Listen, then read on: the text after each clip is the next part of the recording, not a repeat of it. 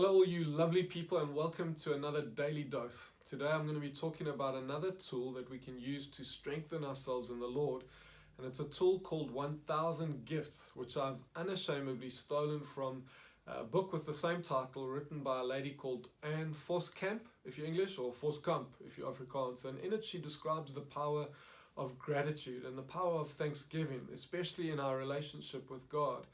And she goes on to talk around how for a period of time she began to write down and recognize and thank God for 1000 gifts in her life. And those gifts are as a result of God's grace, whether they're big or small, which can range from, I guess, the sun rising in the morning and the air in your lungs all the way through to your family or to your health or your salvation in God. It could be anything.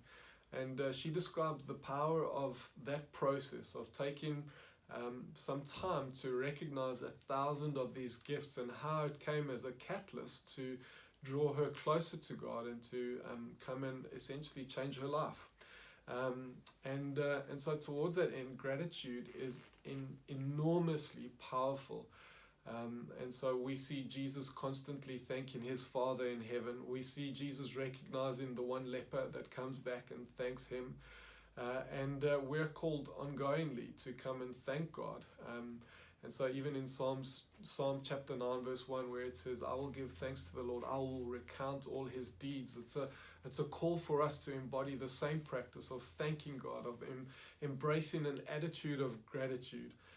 And so when we thank God, it does a number of things. Number one, it humbles us. But number two, it also comes and by virtue of humbling us, it also exalts God, which is so important in this time. We need a big view of God. Number three, it comes and ignites faith within us. It's also, number four, a source of great joy.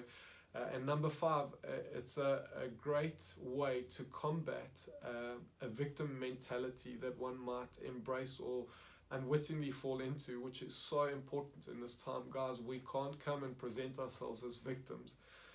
But number six, what it also does is it comes and draws us into the presence of God. And so the Psalms, and especially Psalm chapter 100, talks around how we enter the gates of the Lord with thanksgiving, how we enter the presence of the Lord with thanksgiving.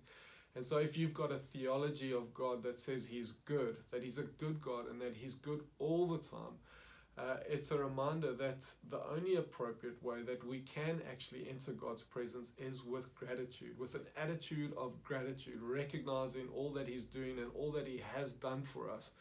And so I'm calling for us to embrace an attitude of gratitude, to begin thanking God for all that he's done. But more than that, I want to challenge you over the next couple of weeks and months to begin making a list. Get hold of a little book.